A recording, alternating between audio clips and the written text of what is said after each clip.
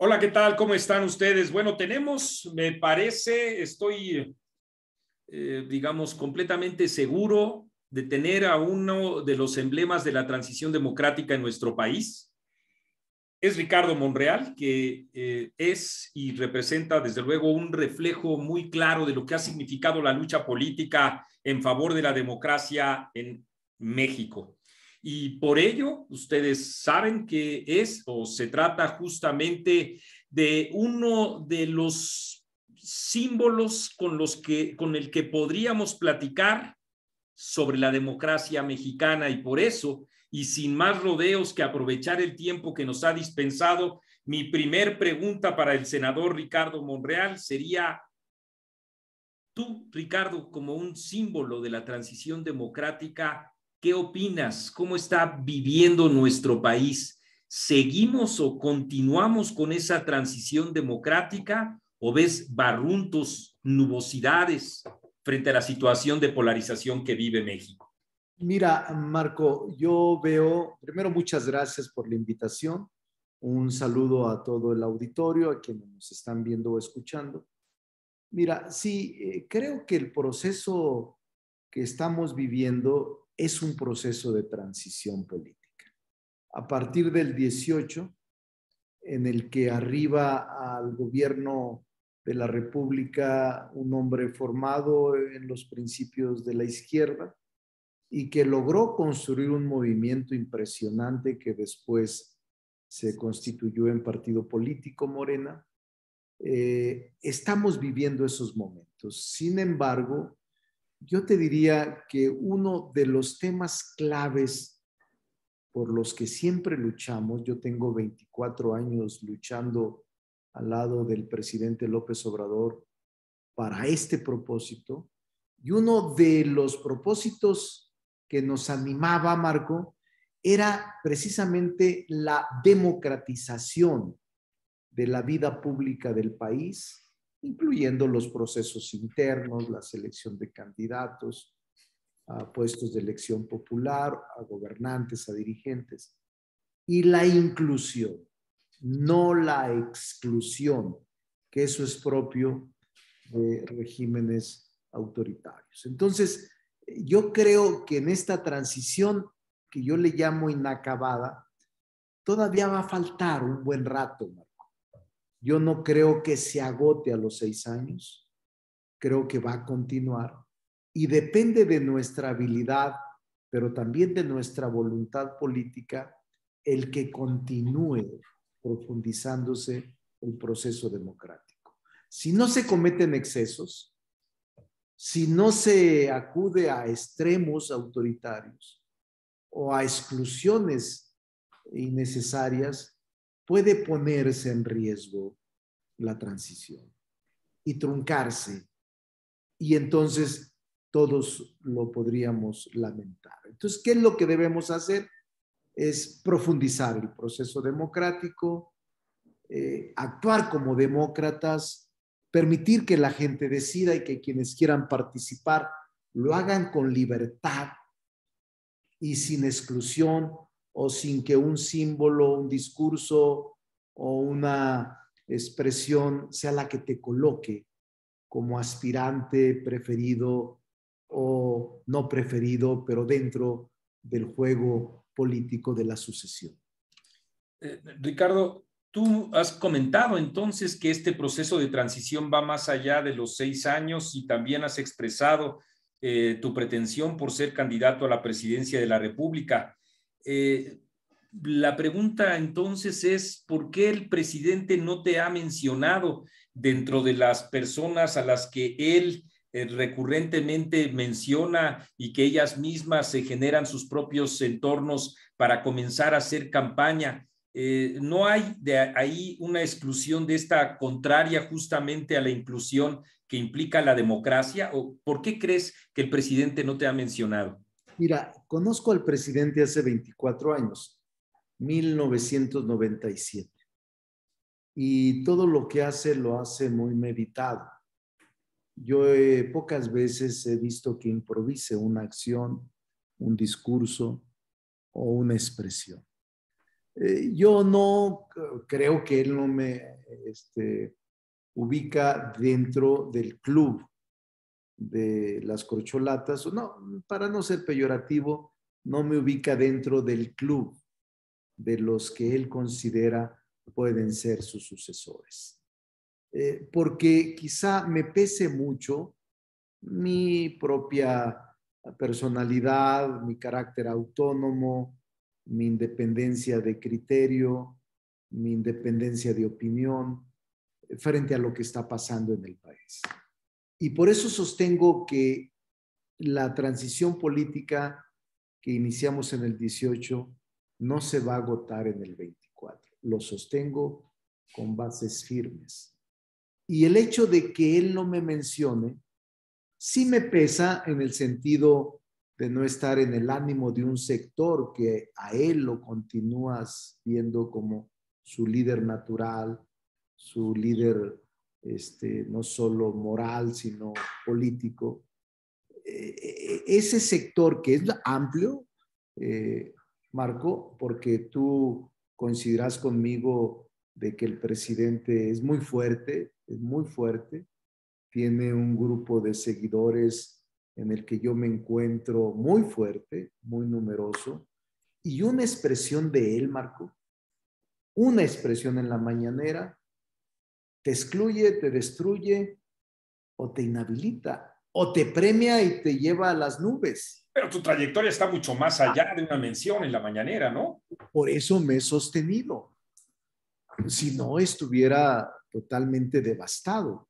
Aún así, sin la mención de él, con la exclusión de él y con la nomenclatura política en tu contra, estoy en la última encuesta, ponle tú, aunque sean o no creíbles, 14 puntos. Ubican a Claudia en 35, a Marcelo en 33 y a mí en 14. Pues 14 es un mundo.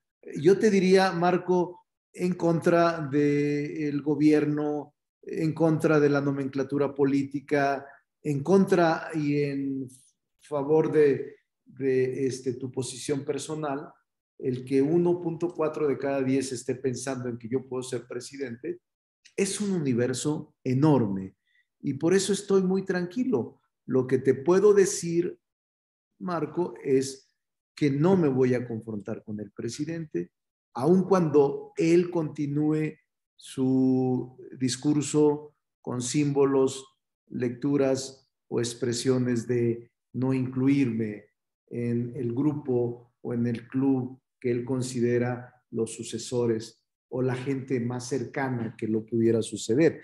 De cualquier forma, Marco, voy a participar. No me lo pueden impedir. Soy fundador, soy militante y soy una persona que ocupa un espacio que ha construido la agenda de la transición política que el presidente se planteó desde hace varios años. Oye, Ricardo, yo lo veo al revés, fíjate, yo no veo que a ti te hayan excluido, yo más bien veo que tú los excluiste a ellos, es decir, que tú te excluiste de ellos porque lo que vemos en este grupo o club que tú acabas de mencionar es que la competencia es sobre la base de quién aplaude más al presidente.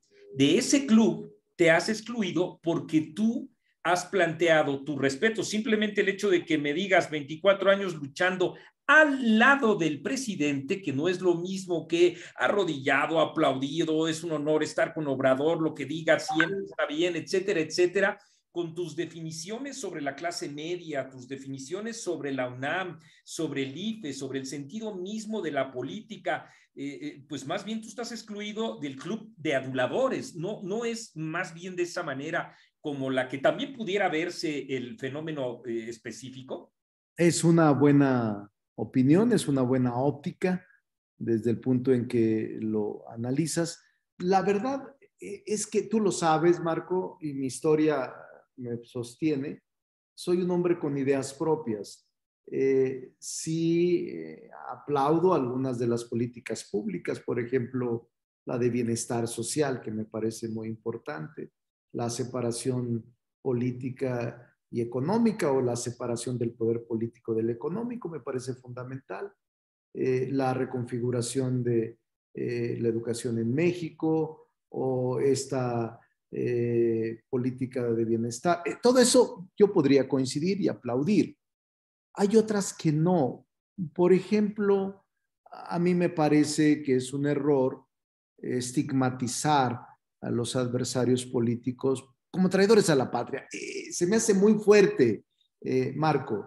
Yo he sido legislador en muchas ocasiones y he sido ignorado, ninguneado y hasta pisoteado. Difamado también. Difamado. Pero sin embargo, ahora que soy mayoría, no puedo hacer lo mismo que ellos me hacían a mí. Si no, entonces no tendría sentido el cambio. Si cambiaste para mejorar y reproduces las prácticas del viejo régimen, solo estás desplazándolo del lugar que estaba. Es decir, el quítate tú porque sigo yo, pero siguen las mismas prácticas. Yo no creo en eso. Claro. Oye, Václav Havel o Mandela incluso fueron incluyentes con quienes los persiguieron cuando ellos asumieron el propio poder por la vía democrática. Esa es, digamos, una estatura de Estado, ¿no? A lo que estamos acostumbrados a llamar, y para mí Václav Havel lo era, todo un estadista, ¿no? Los grandes líderes, cuando llegan al poder, lo hacen a través de un proceso de conciliación, no de persecución. Es decir, la sociedad exige un proceso de reconciliación, porque si tú ahondas las diferencias a través de acciones políticas o judiciales en contra de los que te persiguieron, la sociedad se genera un proceso incontenible de confrontación. Eso no es bueno, porque no te genera estabilidad, no te genera desarrollo, no te genera progreso. Y yo creo, al contrario, el reencuentro, el entendimiento racional, los caminos que nos pueden conducir al mismo propósito, son necesarios para que la sociedad pueda avanzar sin odio, sin rencor y con un reencuentro en beneficio del progreso de ese país, de esa sociedad. Yo sí sueño con eso. Sueño en que políticamente podamos respetarnos, de que México nos una a todos. Puedes tener diferencias conmigo, Marco, pero no al nivel de la aniquilación. Podemos tener diferencias que, si nos sentamos a platicar, podríamos coincidir y podríamos incluso llegar al mismo puerto al que tú y yo queremos por distintas vías, y sumados los dos podemos empujar la barca al mismo puerto y nos facilitará la navegación. Eso es lo que yo creo. Sí, el peor escenario es aventarse de la barca uno al otro, ¿no? Y si el otro que tiene más poder, pues el otro zozobra. A mí me parece que este discurso moderado ha sido también un elemento fundamental digamos, de atracción frente a alguien que no ha hecho campaña, como es tu caso, que no ha sido mencionado, como es tu caso, y que en esa propia trayectoria se soporta, y tus definiciones políticas, las de Ricardo Monreal, no las que desdibujan la propia personalidad e incluso renuncian al pensamiento razonado, pero ahí también todos tienen sus complicaciones. Las preguntas serían, en estos tiempos de polarización, ¿qué tanto te ayuda a ser moderado?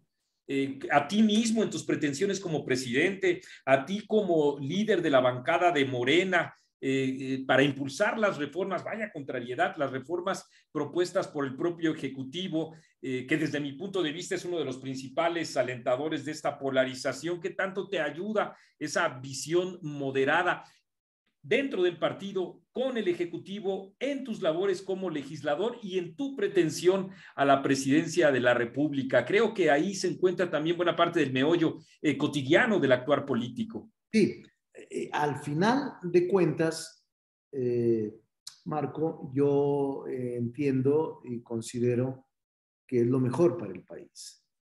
Los extremos no te llevan a ningún camino de entendimiento. Te llevan a la confrontación permanente. Y te diría que, como respuesta, ¿qué tanto me han ayudado? Mucho, porque en el Senado tenemos acuerdos y hemos logrado juntos, por eso digo en plural, sacar las reformas constitucionales que se nos han planteado. Todas, sin excepción, Marco, todas. ¿Por qué?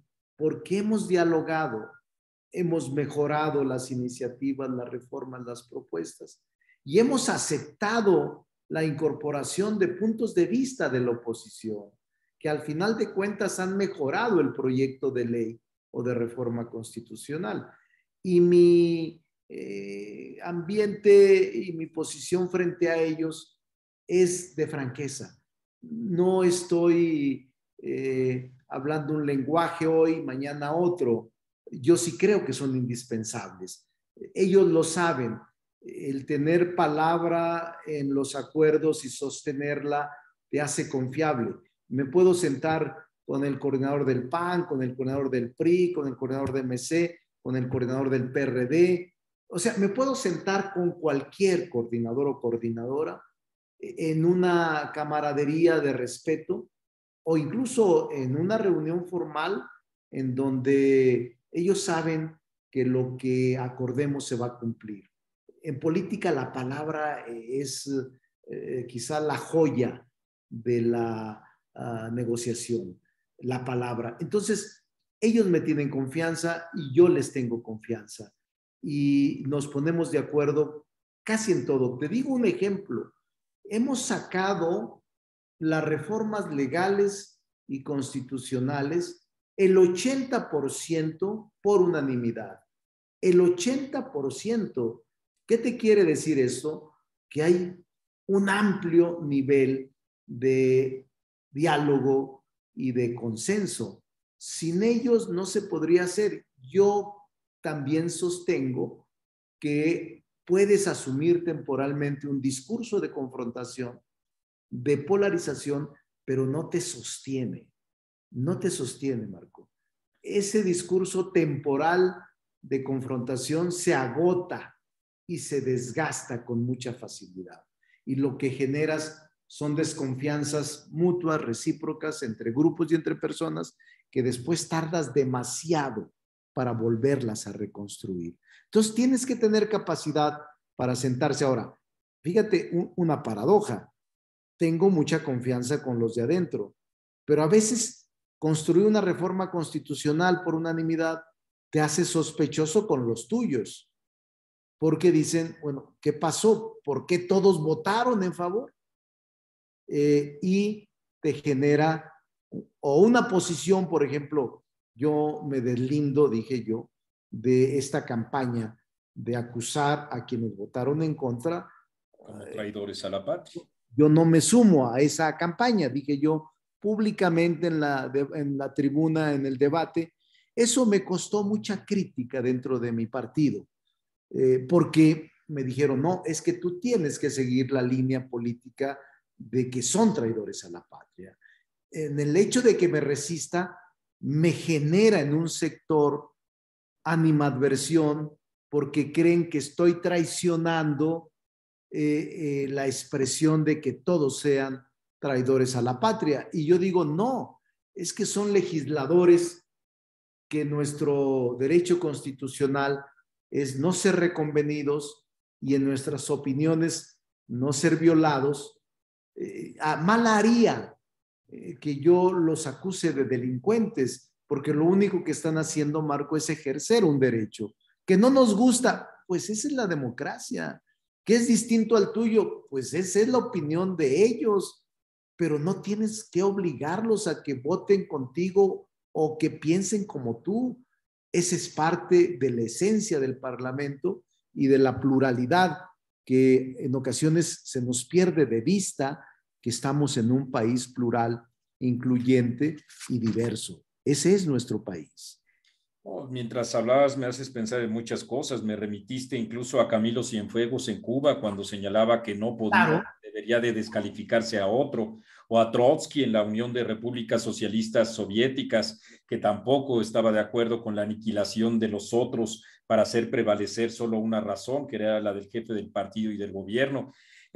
A mí en lo personal me queda muy claro que al presidente no le gusta que seas moderado, pero le conviene que seas moderado, por el grado de productividad del 80% por unanimidad de producción de la Cámara de Senadores, que no puede decirse lo mismo de la Cámara de Diputados, donde emergió esta pues línea persecutoria o admonitoria, si tú quieres ponerlo así, llamándole traidores a la patria. Creo que además en un contexto en el que no solo a los legisladores les llamaron así, sino a quienes opinaban distinto. Entonces, en suma, al presidente creo que no le gusta que seas moderado, creo que le conviene porque todas sus reformas, las que ha pasado por la Cámara de Senadores, las ha sacado adelante, le conviene que seas moderado y a Ricardo Monreal, ¿qué le conviene?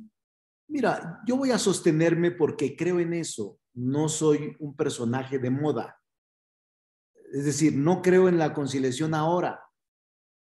Toda mi vida fui opositor y fui duro, Marco. En mi época de opositor, creía en lo que estaba defendiendo y creía por lo que estaba luchando como lo creo ahora. Y te trató mal, Cedillo.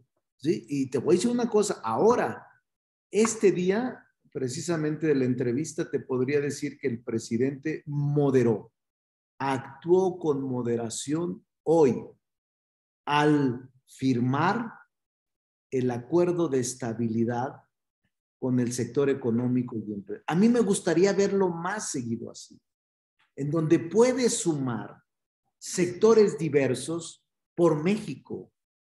Hoy a mí me gustó. A algunos no les gustó, está bien, pero hizo un esfuerzo el presidente para sumar inversionistas, empresarios, sector económico, el gobierno, en búsqueda de una alternativa que frenara la inflación y que frenara esta escalada de precios en detrimento de todos, fundamentalmente de la gente que menos tiene. Entonces, pero no solo eso, para mí fue hoy un signo de moderación del presidente, de acuerdo del presidente, la firma. Me alegró mucho. Y tú recordarás, porque además eres un estudioso activo, cuando no obsesivo, pero te acordarás tú de Marta Harnecker, Desde o de luego. las leyes de la dialéctica que lo aprendimos en la preparatoria, o de Rosa Luxemburgo, o de Lenin, el Estado de la Revolución, y las leyes de la dialéctica, la negación de la negación, Negación, sí, sí. la unión de lucha De contrarios, de la unidad y lucha de contrarios. la unión y lucha de contrarios, los saltos cualitativos y cuantitativos. Es decir, volvemos a lo mismo, Marco. Volvemos a lo mismo. Lo de Camilo que recordaste es extraordinaria esa historia. Pero yo creo que México está preparado para una reconciliación, un reencuentro. Independientemente, a mí me gustaría que la izquierda siguiera gobernando el país. A mí en lo personal. Tú eres un hombre de izquierda. Yo soy hombre de izquierda, pero a mí no me gustaría que retornara a los viejos esquemas. Yo no me gustaría. Y por eso debemos de luchar por mantener y no satanizar. Yo decía ayer, en Morena no debemos satanizar el que pienses diferente, porque así se originó Morena. Cuando el presidente convocaba a todos, decía, aquí caben cristianos, católicos, protestantes, librepensadores, aquí caben artistas, wow, intelectuales, académicos, amas de casa, y pueden opinar con libertad lo que quieran. Esa es la esencia de Morena. No monolíticos. No, aunque 3 años después, Ricardo, perdón, estamos viendo, aquí no caben artistas, aquí no caben pseudofeministas, aquí no caben pseudoambientalistas, aquí no caben pseudoestudiantes. Es decir, también ha habido, hemos hay que revisar de los duros ahí, ¿no? Yo creo que hay que revisar el discurso y yo te diría, es normal, pero no hay que irnos a los extremos. La historia no tiene ejemplos exitosos del extremo. Digo, está bien, quienes piensan de manera distinta lo respeto, pero es parte del debate que tenemos que dar. Yo no voy a cambiar mi opinión de que el país puede reconciliarse y de que el propósito principal es que nos unamos todos a superar los desafíos del México moderno. Pues sí, la última pregunta ahí sería si, Ricardo, si esa conciliación puede pasar por Morena para que sea un método distinto al de las encuestas, la elección de su candidato a la presidencia de la República. ¿Tú crees que haya posibilidad de que en un ambiente de diálogo dentro del propio partido se pueda pensar en otras vías más expeditas, más claras, con la participación de la sociedad para elegir candidato? Porque esto de las encuestas, pues te la pueden volver a aplicar como hace algunos años, ¿no? Sí, yo no creo en las encuestas, Marco. Yo no creo en las encuestas porque son retratos del momento y porque son susceptibles de manipulación. Yo creo más en la elección interna, aunque ya han dicho una y otra vez desde el gobierno y desde la nomenclatura del partido, como eco del gobierno, que no habrá ningún otro método que no sea la encuesta. Yo voy a seguir luchando porque creo que vale la pena abrirlo. Si el presidente ha mandado consultas abiertas en el aeropuerto, consulta abierta con los expresidentes, consulta, hemos acudido a la consulta como método democrático de participación directa. ¿Por qué no ir a una consulta, a una elección interna y dejar a todos satisfechos? Ahí la gente te va a decir el peso específico que tienes y no te vas a aferrar a lo que no tienes, a lo que no eres. ¿Serás candidato con Morena o sin Morena? Voy a ser candidato con Morena. Me preguntaban eso un día. Si no eres con Morena, ¿con quién? Le digo yo, no, con Morena, con Morena. Mira, los partidos políticos, que yo creo, y eso es muy importante que concluyo, lo que pasó en la reforma eléctrica, Marco, fue muy importante para la oposición. Se dieron cuenta que tienen una fuerza real, que pararon una reforma importantísima. Y yo creo que ese es un aliciente para sostenerse y que debe de preocuparnos a Morena. Porque no había oposición, Marco, estaban dispersos, no tenían ningún impacto ni ninguna influencia. Y ahora sí tienen un impacto. Y ahora sí están creciendo en fortaleza y en unidad. Y si se sostienen los tres, aunque yo hace unos 10 años hubiera dicho imposible que se sume PRI y el PAN, o sea, o PRD, o sea, yo hubiera dicho nunca. Y ahí está el pragmatismo político de los tres. Y si se suma a MC, hay que tener mucho cuidado. Sí, cómo no. Tú eres profesor de la UNAM, ¿verdad? Sí. Es un oxígeno puro, porque luego hay personas que estuvieron en la UNAM, pasan los años y siguen siendo porros. Y esta exposición al diálogo siempre. Déjame decirte que, y en aras de la transparencia con el auditorio, que yo tengo una coincidencia contigo inamovible, central. Y esa coincidencia, una coincidencia y una diferencia. La coincidencia es que, mira, déjame presumirte este gran disco. Por cierto, van a sacar ahora, Marco, escribiste algo tú sobre eso, pero van a sacar. No, hombre, eres de los míos, ahí sí coincidimos. Exacto. Porque va a sacar ahora, va a ver en el teatro la vida de su hijo, está haciendo alguna obra de teatro sobre la vida de José Alfredo Jiménez, su hijo que también se llama José Alfredo, es amigo personal, creo que este sábado o el otro, pero va a ser interesante el teatro. Pero yo, es mi ídolo desde hace muchos años. Lo sé, y ojalá que por allá nos veamos. La única diferencia que sí tenemos es irrenunciable, es que tú sí cantas bien. Yo te escuché ahí cantar en Garibaldi, y yo de plano nací con 2 pies izquierdos y no te aviento ni el chuntata para nada. No, me gusta ir al Tenampa ahí con Martín Urieta, con el Coco, con el Coqui Muñiz, con los hijos de José Alfredo. Tiene un nieto que canta excelente como José Alfredo.